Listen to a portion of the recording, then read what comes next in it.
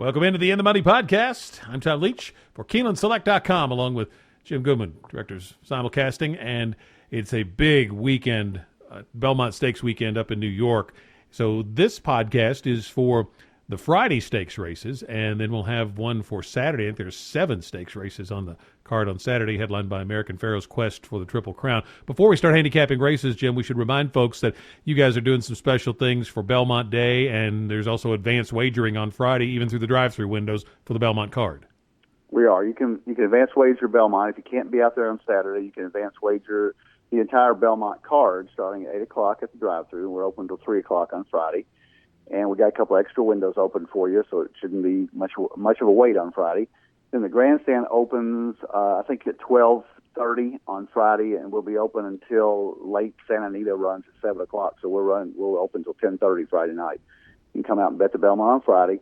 Saturday, you can come out. We have some great promotions. We're giving away a 55-inch TV. We're giving away $200 win tickets on American Pharoah that we're working out to buy at Belmont, along with a souvenir program.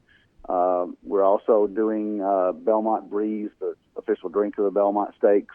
It's going to be a really New York kind of day with New York cheesecake, and Belmont's always a lot of fun because I remember Smarty Jones coming down the stretch, and everybody thought he was going to win the Triple Crown, and it's like I'm in the equestrian room, they're all screaming, and then all of a sudden they suck the air out of the room when Birdstone comes up the rail, and I think we talked about that earlier, but that's the way Belmont is. It's a huge day for us, but we've got plenty of clerks, we've got plenty of parking, everything's free. If you want to make a reservation for the Bluegrass Room or the Equestrian Room, call us at 859-288-4213. We've still got availability as we're taping this. Well, let's get to, first of all, the three biggest races, 2 graded stakes, and then the Belmont Gold Cup. We'll start with the 8th race, the Grade 2 True North, 6 furlongs for 4-year-olds and up. And how'd you see this one? I tried to like Dad's Caps here. I had him in the Carter at a nice price at 5-1, but I kept looking at his record at Belmont, and he likes New York, but he doesn't really care for Belmont. He's 0 for 4 with a second and a third. So I went away from Dad's Caps, and I'm going with a kind of a lightly raced horse for Todd Pletcher, who comes off a Keeneland win in a $100,000 optional claimer on April 18th, which was, if I'm not mistaken, the top buyer that they gave at Keeneland during the spring meet, a 109. And Rockfall is my horse, the 8th horse here in the True North. I think he's coming up to this race. He's on a 4-race win streak. He won by 9 at Keeneland. If you go back and watch that race, no contest. And he ran a 109-3 on a day it wasn't playing that fast. And if he comes back to that race, I think he wins this for fun. So he's my pick. I like Eastwood, the 6th horse, to run behind him. Another horse coming off a similar race at Keeneland. He won by 2 3/4 in exactly the same time on April 24th, but the track wasn't playing quite as slow that day, so it wasn't as impressive a figure according to the buyer guys. It was a 98, but still, if you go back and look at that, he just cleared off and won for fun. So those 2 horses coming out of Keeneland, I think, have got a good shot at beating Dad's Caps. The other horse I'm using, Clearly Now, for some reason, didn't run a step in the Carter, didn't run into Forgo back in Saratoga, so I had some issues. But if he gets back to his form at Belmont, he loves Belmont, 2 for 5 there, and got a 113 buyer last year in the sprint, the Belmont Sprint on July 5th. And Brian Lynch is a great trainer getting him back. This is his 3rd back off a layoff. He's going to be a little bit of a price, maybe 7-2, 4-1. So Clearly Now has a shot. In the pick 4, I would use all 4 of those, but my pick is Rockfall for Todd Pletcher. Me too. And when he won that day at Keeneland, I remember I talked to Pletcher right after the race and asked him where he was going next, and he said probably the True North. And I remember thinking, I am betting this horse when he runs again, because this will be his first stakes try, but he looked like a stakes horse that day, and so I got to take him. Hopefully, the fact that he's giving away some experience to some of the others you mentioned will maybe lead to him being a little better price than what the 109 might suggest, but I don't know, maybe hoping against hope there. I'm going to use him as my win pick and then use him in exactas with his stablemate Eastwood, with the 7 Clearly Now, who on his best day, as we saw this time a year ago, can light up the Belmont Strip, and then the 2 stall walking dude I'll use in an exacta as well. But 8 Rockfall is going to be the key for me, and if you're looking to single, I think that might be the one in a horizontal. 9th race could also be a single possibility. Stephanie's Kitten, the 1A, big class edge I think in here. They've got a rabbit entered for her, and she loves Belmont. She likes a little bit of give in the ground, and so they got a lot of rain up there in the early part of the week, and turf course had been rock hard, so that was a break for her with the rain falling. And I just think she's got a class edge over these. The Euro Invader Waltzing Matilda intrigues me a little bit. I would use her. I'd use the 6 Beauty Parlor, who was a little bit off her best last time, and the 5 Eastern Belle. Use all 3 of those in exactas with the top pick, Stephanie's Kitten, the 1A, part of the entry for Ken Ramsey and company. And the Grade 2 New York at 1.25 miles on the turf. That's for fillies and mares 4 and up. Who you liking there? Yeah, Stephanie's Kitten is my pick as well. She scratched out of the Woodford on Derby Day with some issues between Chad and Ken Ramsey or whatever happened that day. She scratched out. So she's back with the females here, and I think she's a standout. And she's going to be my single in the pick 4 we'll talk about in a minute. I'm going to use her on top with Riposte. Belmont, she hadn't been as good the last couple of times. The Sheepshead base, she kind of disappointed.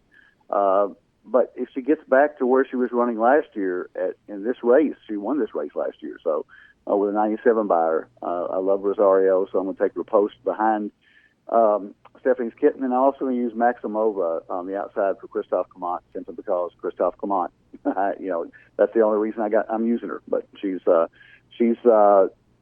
couple links behind Rosalind last time out, and I think she's got a shot getting the money. But Stephanie's Kitten would be my single here. 10th race is not graded. It certainly will be at some point. The Belmont Gold Cup, 2 miles for 4-year-olds and up on the turf course.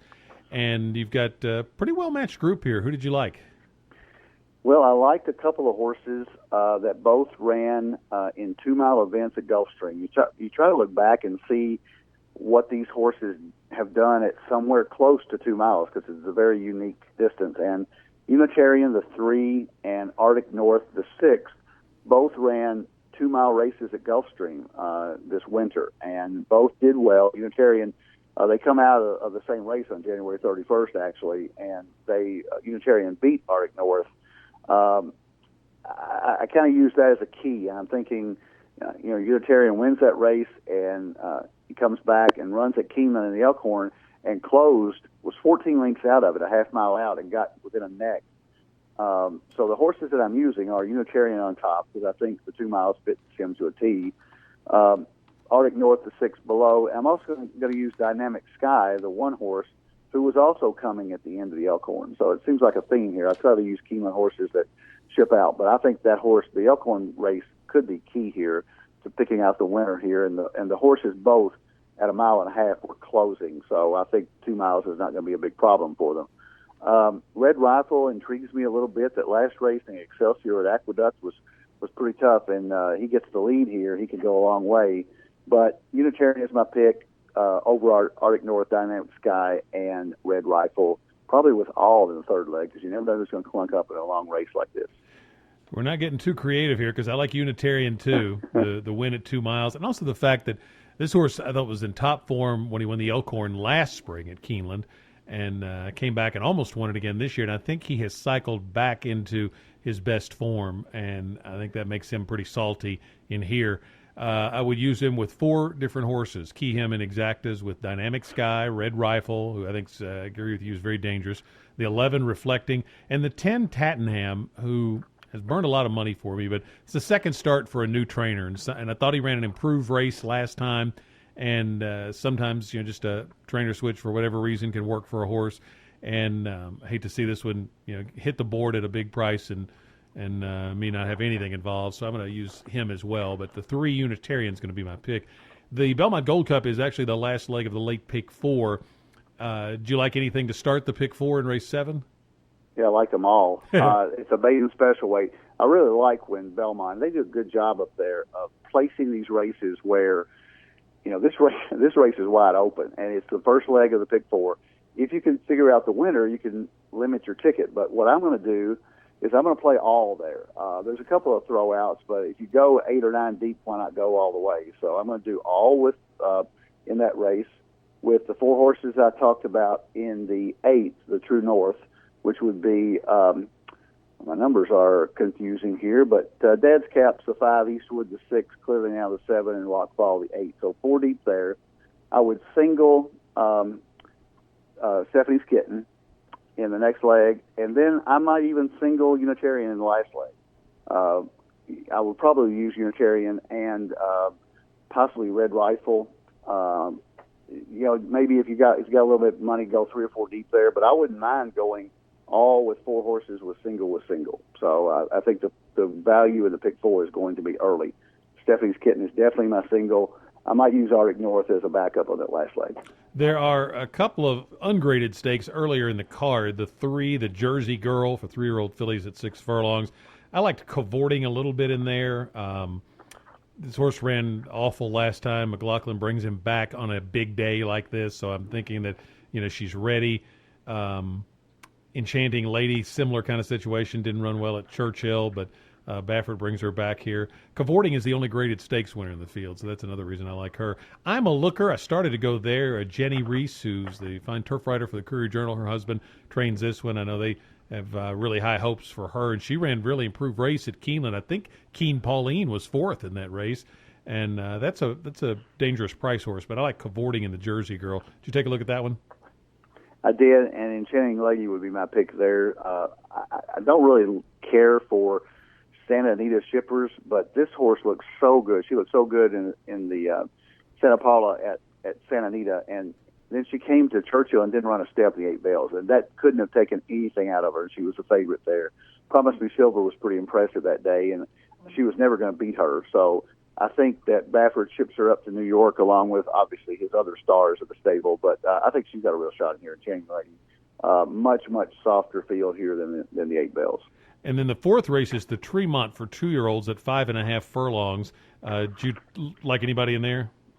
Well, we talked about this a little bit off the air, and the 2 horses that came out of Keeneland are probably the better choices in here. And I know you like the inside horse, Cocked and Loaded. Yeah, and nice name. I like that name. Yeah. But I think I didn't really have a feel for it other than the 2 horses that came out of the Keeneland race. That horse was very, very impressive. I think got bet down a little bit and broke horribly and ran inside of horses, came between horses, just a really mature performance. And Larry Ravelli has this horse now, and you got Pletcher's got a 2-year-old in here, Asmussen's got a 2-year-old in here, Wesley Ward's got one, and with all those kind of connections, this horse might get overlooked. And if he's anywhere as good as he looked on that day at Keeneland, he's a runner. So for a little value, I think I like Cocked and Loaded, the 1 in the Tremont.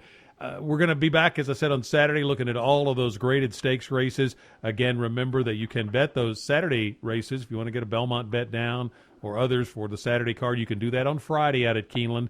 And then the big day for Keeneland simulcasting to come out and just enjoy, with other racing fans, the pursuit of the Triple Crown by American Pharoah. And we'll be back with another edition of the In the Money podcast to talk about it here at KeenelandSelect.com.